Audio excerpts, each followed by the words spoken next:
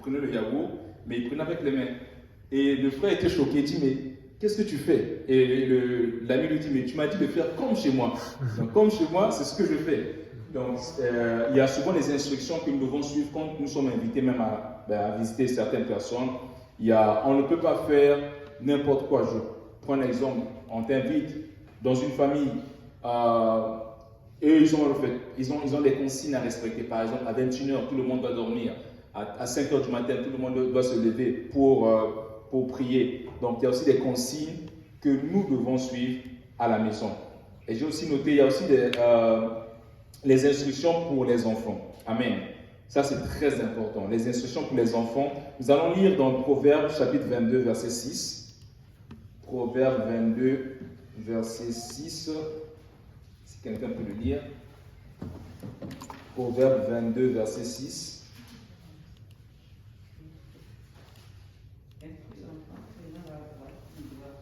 Amen.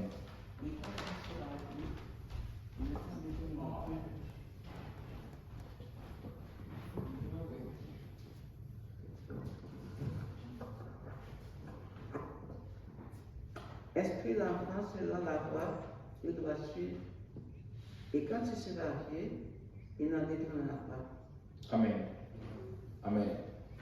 En tant que les parents doivent instruire leurs enfants, les parents doivent éduquer leurs enfants. On ne doit pas simplement se fier ou se confier à l'école. Parce que l'éducation que notre enfant reçoit à l'école, il y a beaucoup de choses qui sont enseignées à l'école, mais à l'école, on ne leur apprend pas la voie, comment craindre le Seigneur. Donc, il est très important pour les parents d'éduquer, d'instruire leurs enfants selon la voie du Seigneur, d'instruire leurs enfants selon la voie du Seigneur. Nous allons lire dans Éphésiens chapitre 6, un autre verset. Éphésiens chapitre 6, verset 4.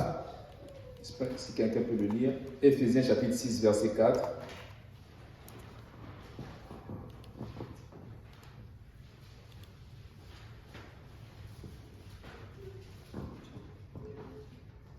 Éphésiens 6, verset 4. Et vous, pères, n'imitez pas vos enfants, mais élevez-les en les corrigeant et en les instruisant selon le Seigneur. Amen. Amen. Donc, c'est ce que la Bible dit. Nous devons, les enfants doivent être éduqués. Je me souviens, je ne sais pas si vous connaissez, si quelqu'un connaît ici, John Wesley, fut un évangéliste. Et quand j'ai lu l'histoire de Wesley, ça dit qu'il avait une maman qui s'appelait Susanna Wesley. Et sa maman, la maman de John Wesley, la maman de Wesley, elle avait 19 enfants. 19.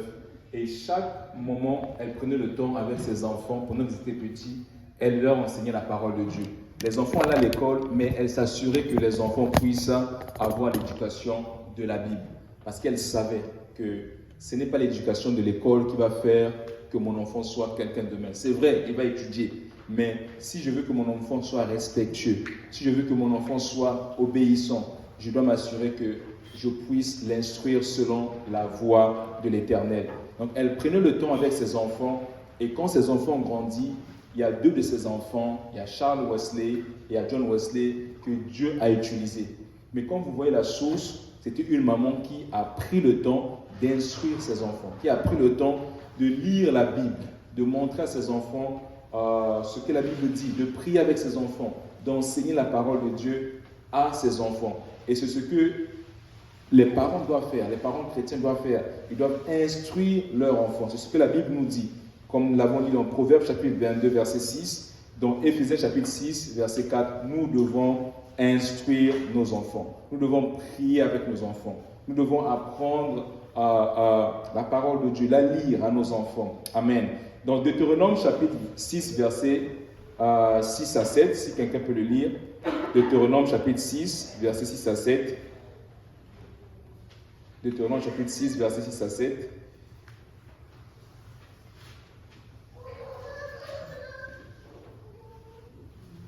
Et ces commandements que je te donne aujourd'hui. Amen.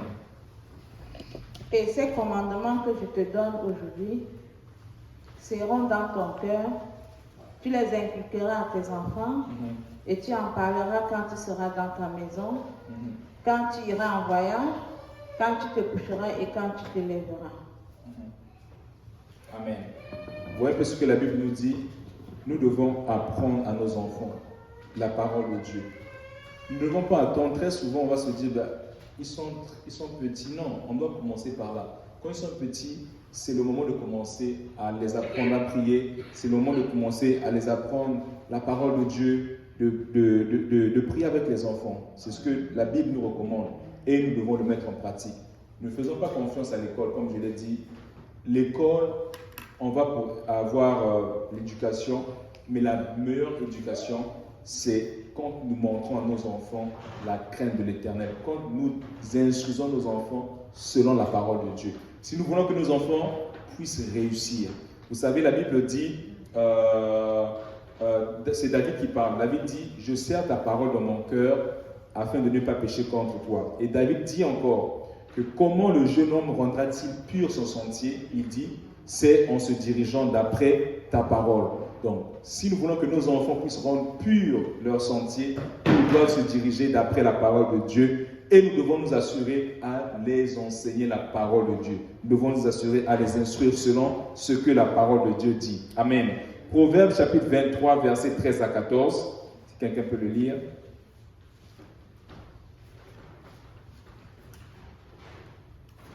Proverbe chapitre 23, versets 13 à 14.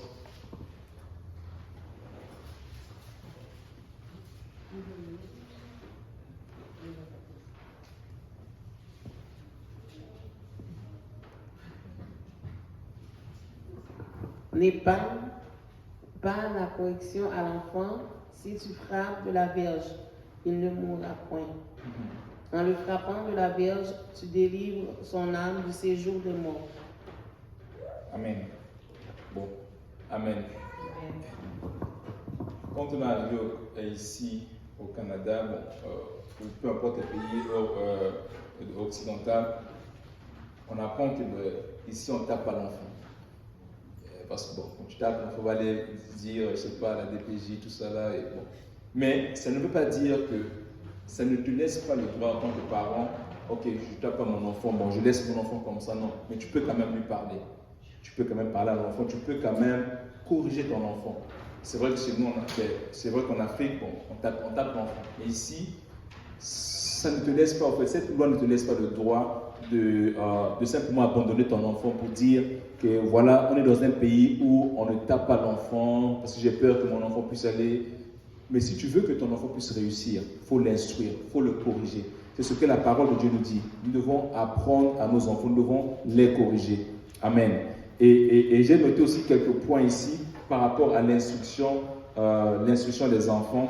Nous devons, mais en tant que les parents doivent s'assurer à ce que leurs enfants suivent en fait la parole de Dieu.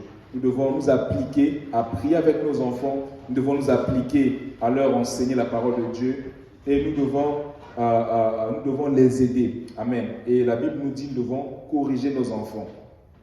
Le problème c'est qu'aujourd'hui nous voyons ce qui est triste à dire, mais c'est la réalité. Nous voyons les enfants à un âge peut-être 5 ans, 6 ans, 7 ans. Les enfants sont tellement accros aux écrans. Ils sont attachés aux écrans et on pense que les écrans vont rendre nos enfants intelligents, mais c'est faux. Ça détruit beaucoup des enfants, les écrans. Les écrans détruisent beaucoup des enfants. J'ai noté ici que assurons-nous vraiment, veillons à ce que nos enfants, s'ils sont grands, à ce que nos enfants regardent sur les écrans. Veillons. Il y a tellement de mauvaises choses sur l'écran. Très souvent, on va dire, oh, mais ils regardent simplement un dessin animé. Il y a des dessins animés violents, des dessins animés de guerre. Bon, ton enfant regarde un dessin animé de guerre où il y a tout le temps, comment dire, les gens se battent. Ça rentre dans la conscience de l'enfant. Parfois, on se dit, non, c'est innocent, c'est un dessin animé. Mais nous devons faire très attention. Les parents doivent veiller à ce que les enfants regardent. Ils doivent veiller parce que très souvent, on va dire, Ok, ben c'est pas grave, l'enfant n'écoute pas, bon, je lui donne l'écran. Aujourd'hui, on vit dans un siècle, dans un monde où les écrans arrivent à maîtriser l'attention des enfants. Vous allez voir des enfants qui vont courir, qui vont perturber, mais donnez-lui simplement l'écran, l'enfant devient calme. Donc les écrans commencent à maîtriser l'attention des enfants.